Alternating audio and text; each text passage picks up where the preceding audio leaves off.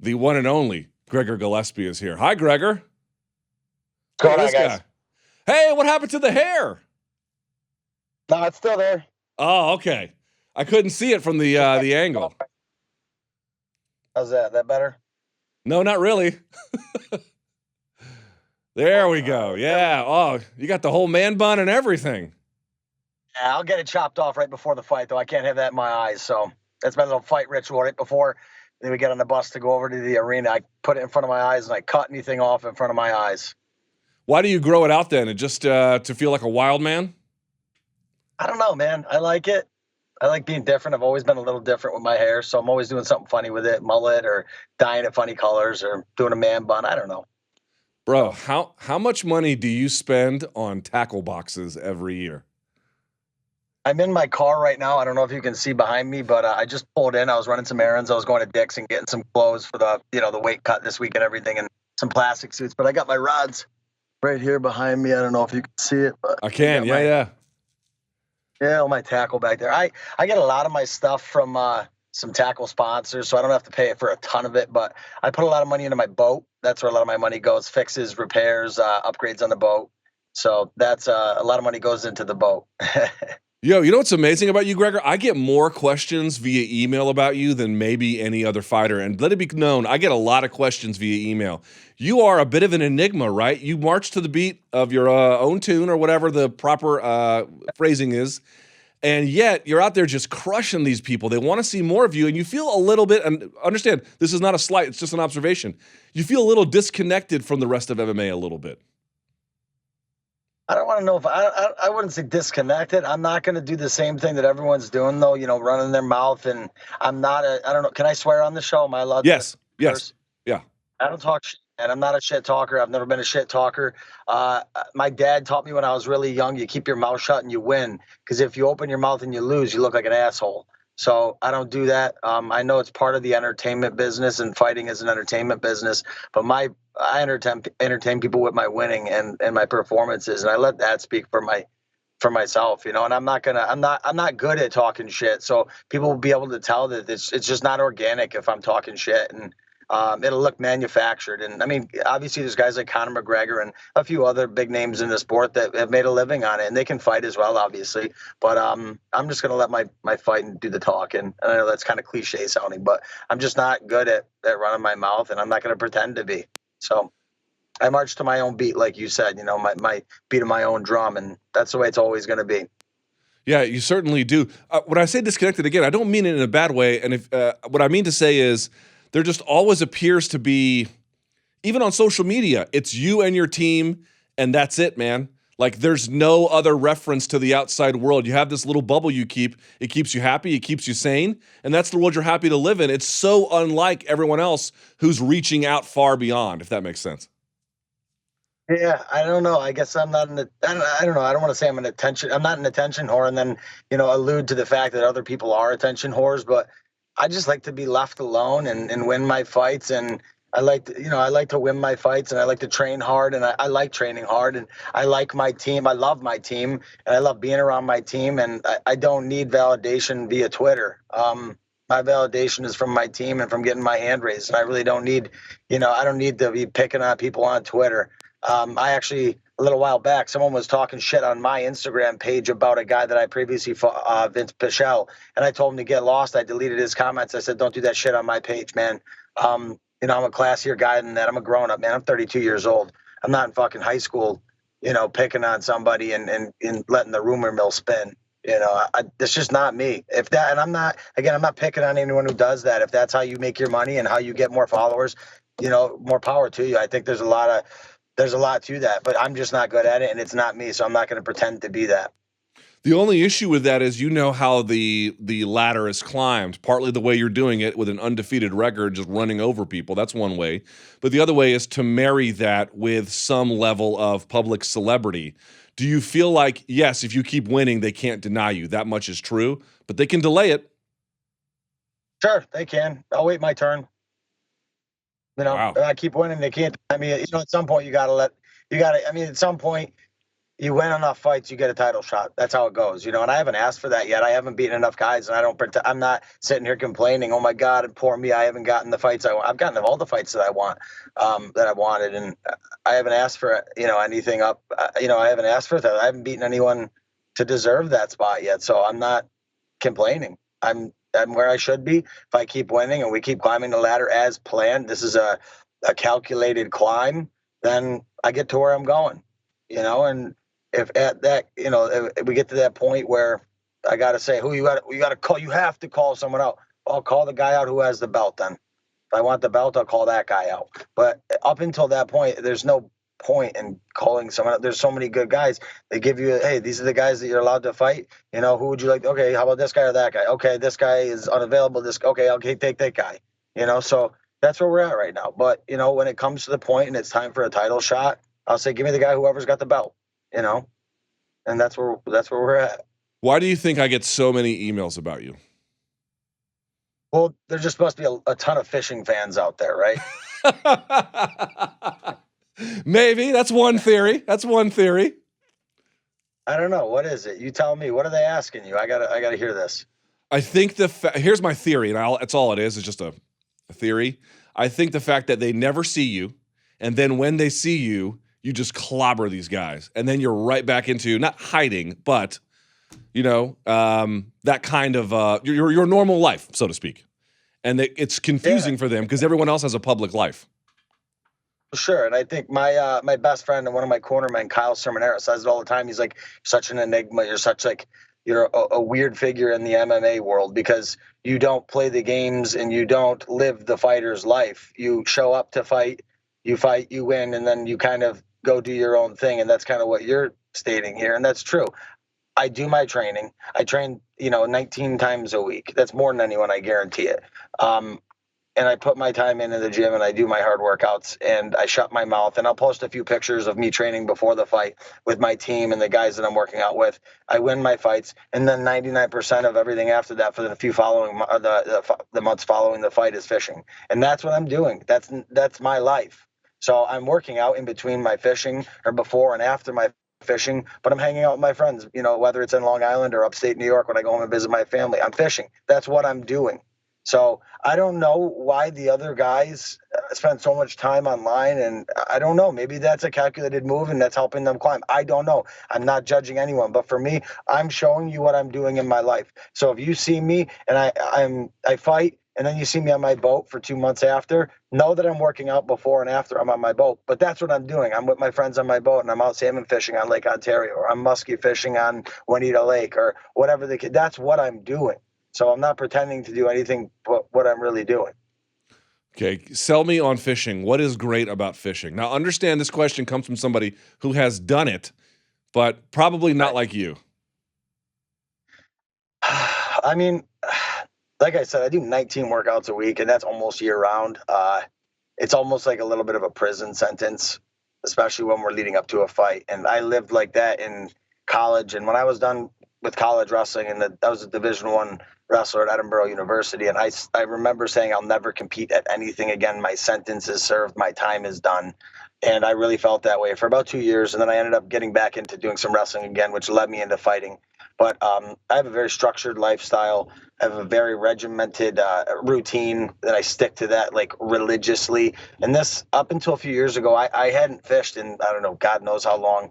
And one of my friends, Matt Lamoureux from Edinburgh, I was visiting my coach in Edinburgh. He said, you want to go fishing? I said, I don't know. He's like, you ever catch a muskie? I said, yeah, right. Muskie, fish a 10,000 cast. He's like, I'll get you a muskie in under an hour. I said, bullshit. Takes me out in Edinburgh Lake. We had 2 fish and 2 muskie in under an hour. And since that point, I was like, man, that was just so like invigorating. And it was something really exciting outside of fighting. And I bought a boat shortly after, and we started fishing as much as possible. And it gives me like a kind of a reprieve from it gives me a weekend. I'll put it that way. I didn't ever have a weekend, whether it was Monday or Saturday. It was the same routine, and I didn't have any break from that. And this is what that allows me to do. And it gives me something. On Friday, I'm looking forward to going out, even during camp.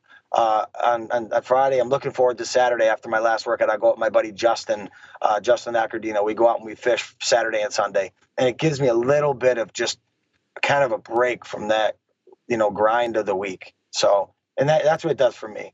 So, I mean, if you've never caught a giant fish, that's something that is like extremely exciting. So, I mean, but it gives me a little bit of a break. That's what it does for me. So I went fishing one time and I was going for catfish. I mean, there was a bunch of fish, but this was an area filled with catfish.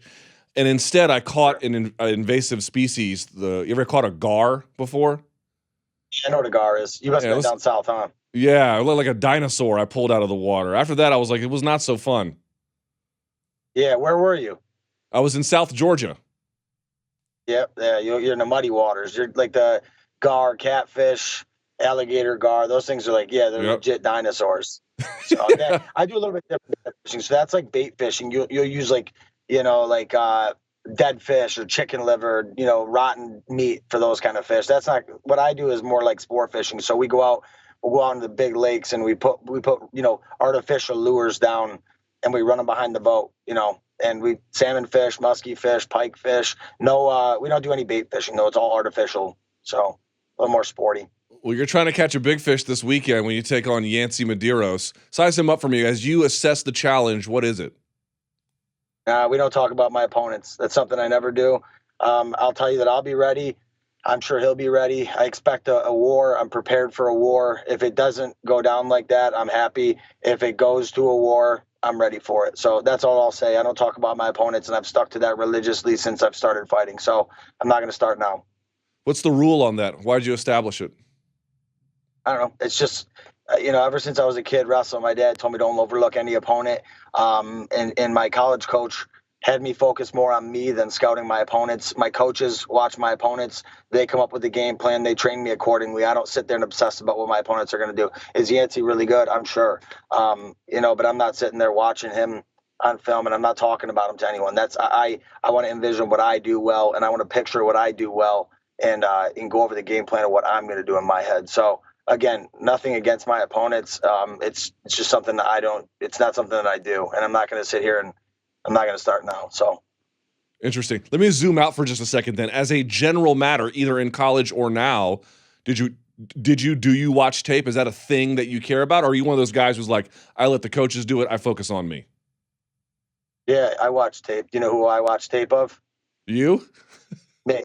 Hey, it's my own film. More important to see you being successful. You know what I mean? You need to remember how good you are. You need to remember what you do well. You need to remember what worked for you.